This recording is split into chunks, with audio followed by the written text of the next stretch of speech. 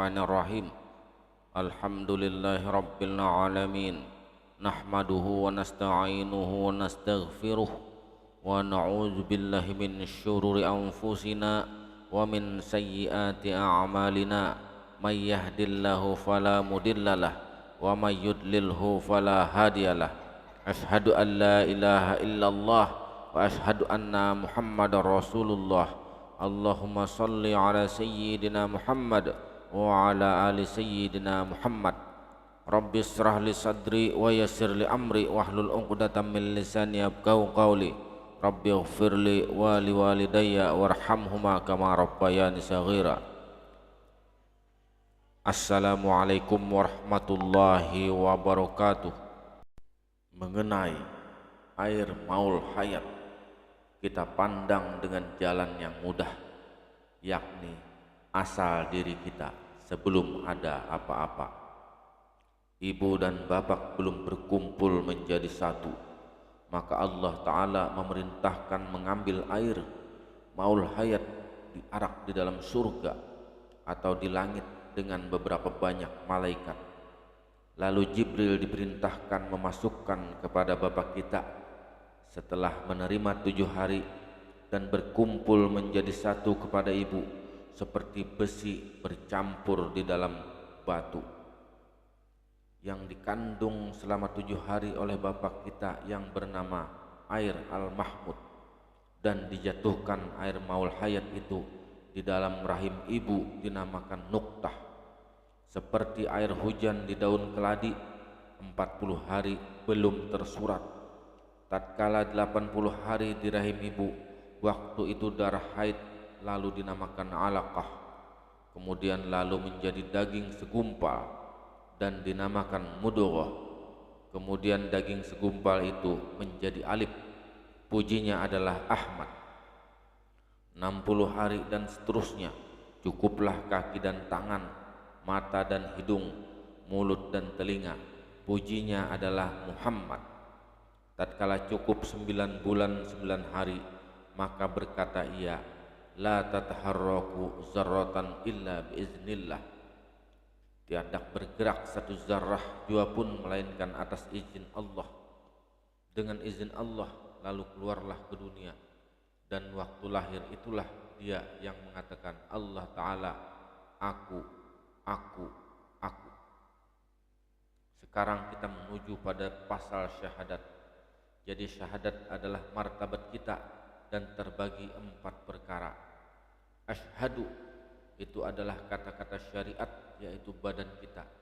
Allah itu adalah kata tarekat, yaitu darah kita. Ilaha itu adalah kata hakikat, yaitu nyawa kita. Illa Allah itu adalah kata ma'rifat, yaitu rupa kita sendirinya dengan dirinya. Lengkapnya asyhadu an la ilaha illallah, syariat, tarekat, hakikat, dan makrifat. Badan kita, darah kita, nyawa kita, dan rupa kita. Hadis Nabi berkata, Rasulullah sallallahu alaihi wasallam, pada ketika Nabi Adam telah membuat kesalahan, ia bertobat kepada Tuhan dan berkata, wahai Tuhan, saya mohon kepadamu dengan hak Muhammad supaya engkau mengampuni aku. Maka Tuhan menjawab, hai Adam, bagaimana engkau mengetahui Muhammad sedangkan ia belum kujadikan?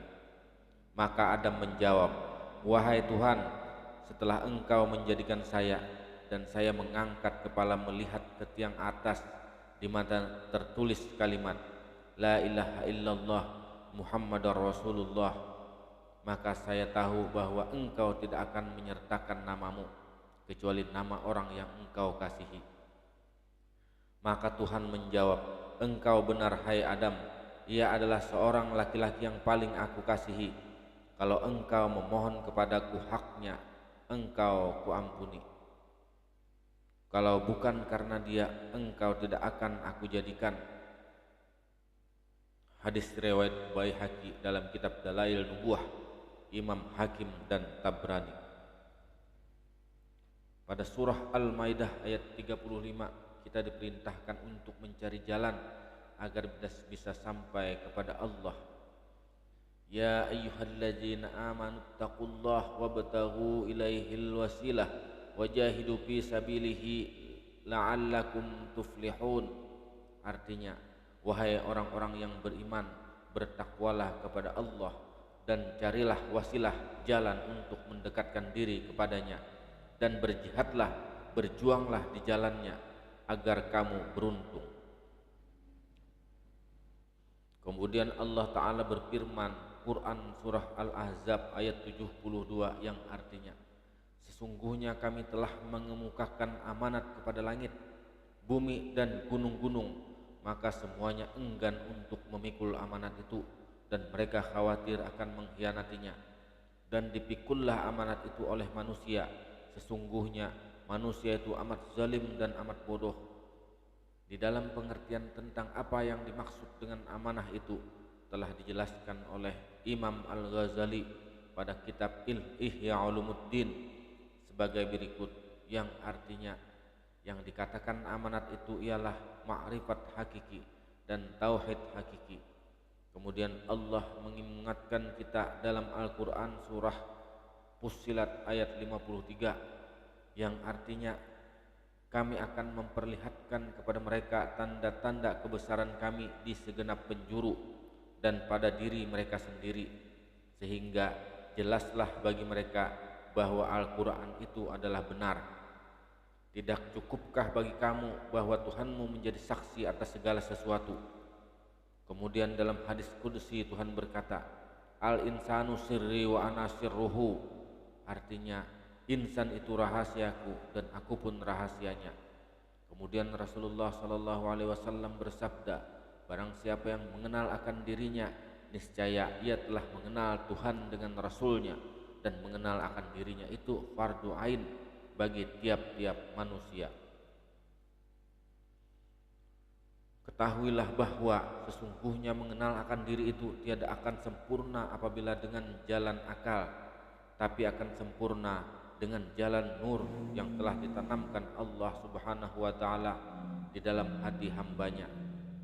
Dalam rangka mengenal akan diri itu ada dua hal yang berbeda, tapi kalau kita kembalikan asalnya diri ini sama saja.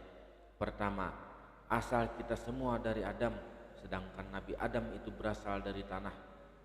Jadi apabila kita memiliki dasar dalil ini, nyatalah bahwa an-nasar halus kita dari empat, yaitu api, angin, air, dan tanah.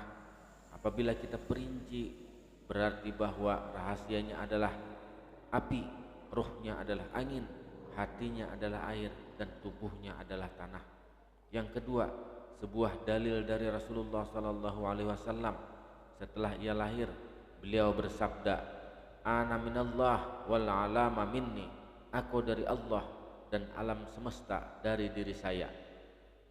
Jika kita teliti secara ilmiah dengan dasar dalil yang kedua itu, wajib kita jadikan dasar sebab kita benar-benar daripada Allah dan asal daripada keempat anasar tersebut pada dalil pertama di atas.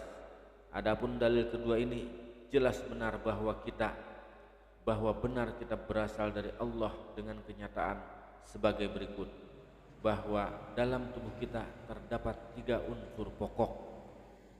Satu adalah Adam, yaitu bertubuh, hati, ruh, dan rahasia. Kedua adalah Muhammad, yaitu bersyariat, bertarikat, berhakikat, dan bermakrifat. Ketiga adalah Allah Ta'ala, yaitu berzat, sifat, asma, dan af'al. Apabila ketiga unsur tersebut di atas diperinci menjadi 12, kemudian ditauhidkan, dan tauhidnya menjadi 13, dengan ketiga unsur pokok di atas sangat jelas bagi kita bahwa dalil kedua itu adalah bukti nyata bahwa keempat anasar halus tersebut pada dalil pertama berasal dari kita, bukan kita berasal dari keempat anasar tersebut. Alhamdulillah, semoga bermanfaat.